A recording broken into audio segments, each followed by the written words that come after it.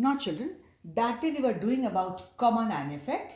We did mainly its one application, that was its use, the concept of this use in the testing of group 2 and group 4 cations, that is in group analysis. Children, there are many more applications of that, but we will study them only later on when you know some more terms uh, to answer the reasoning questions and understand that better. So prior to teaching you more and more applications of common and effect, it will be better if you study in between some more terms. So that is yet not over, children.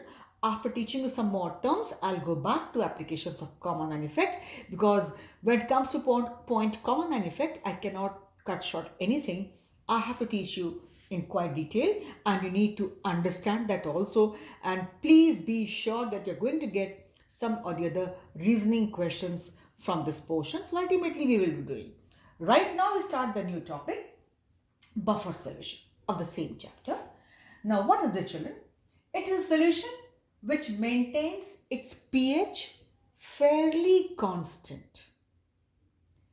It is a solution which maintains its pH fairly constant and is capable of resisting the change in pH on addition of small amount of acid or base. Mind you, it also resists the change in pH on addition of small amount of acid or base. So in short, those solutions which maintain pH almost constant, fairly constant, and also resist the change in pH on addition of small amount of acid or base. Now, we have two types of buffer solutions.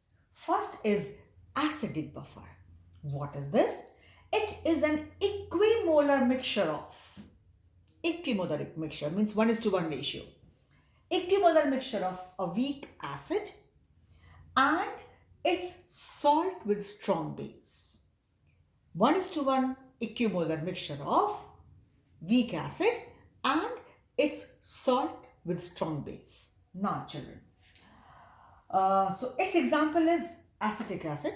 It's a weak acid and its salt with strong base. So naturally its salt will be some acetate, and here it is sodium acetate, because I said with a strong base. So common strong bases are NaOH and KOH. So it could have been CH3COONA or at the most CH3COOK. So here we have taken CH3COONA. So a weak acid and its salt with strong base. Now, it will break up into acetate ion and H plus ion.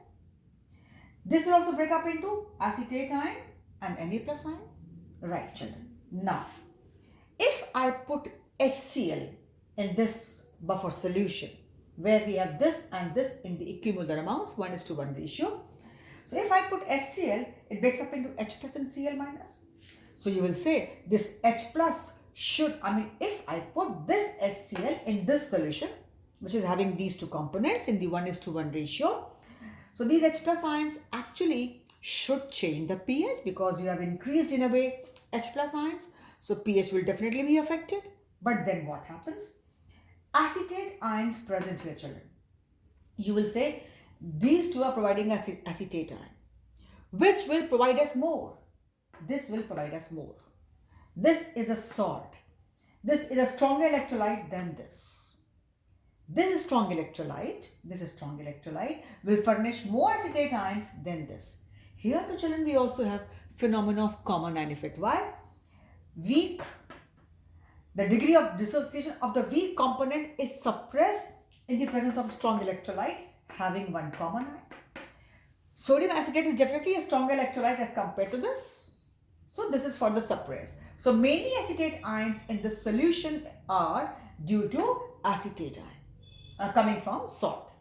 So this H plus combines with acetate ion coming from salt. I wrote from salt, and gives you again acetic acid, which is again weakly ionized, and in the presence of this it will be further weakly ionized. So very minute change occurs in the pH level. I must say, if you consider within practical limits, it's almost negligible. You say there will be no change, I'll be wrong saying so. But children, within practical limits, I tell you, there's no change or very, very insignificant change. Hence, pH is stabilized, pH is maintained fairly constant if when you added some acid to this. With this H plus ion, the acetate coming from salt, they combined and they gave you again acetic acid, which itself is weakly ionized, and due to common ion effect again, because we have this sodium acetate, it further ionizes to a lesser extent. Hence pH within practical limits does not change and remains practically almost fairly constant, right? Within practical limits remains almost fairly constant, right? Now what happens if I put some base? I put some base like NaOH.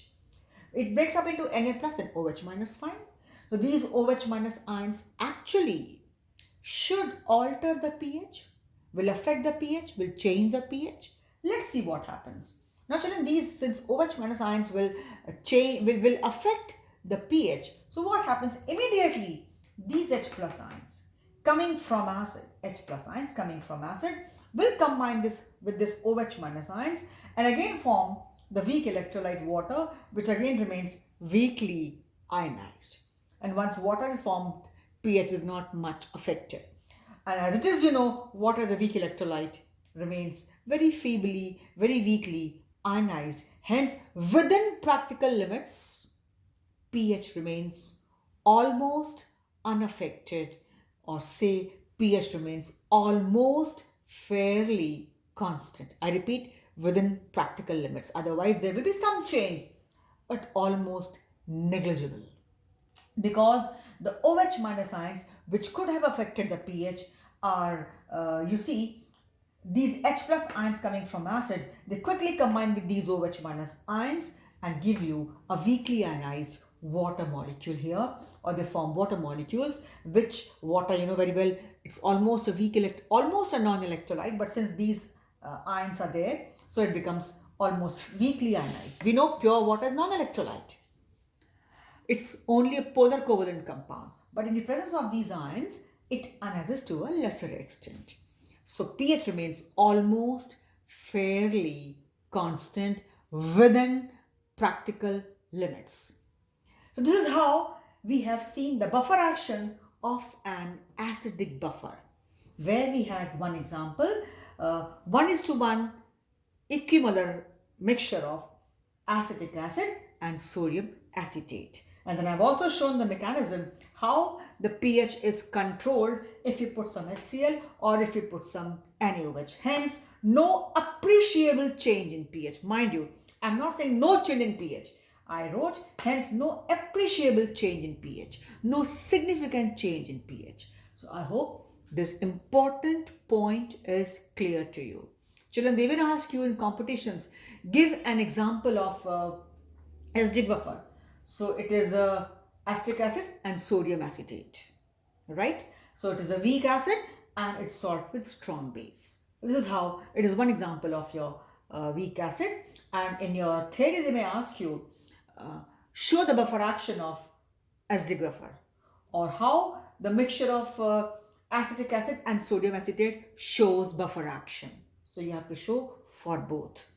And what is the buffer solution? That too I have shown. So I hope these points are clear to you. They are not tough, but yes, you need to see properly again in the evening at home. You have to give time to these topics, but they all are very important. As I told you, this whole second half portion, ionic equilibrium portion, is very, very, very important.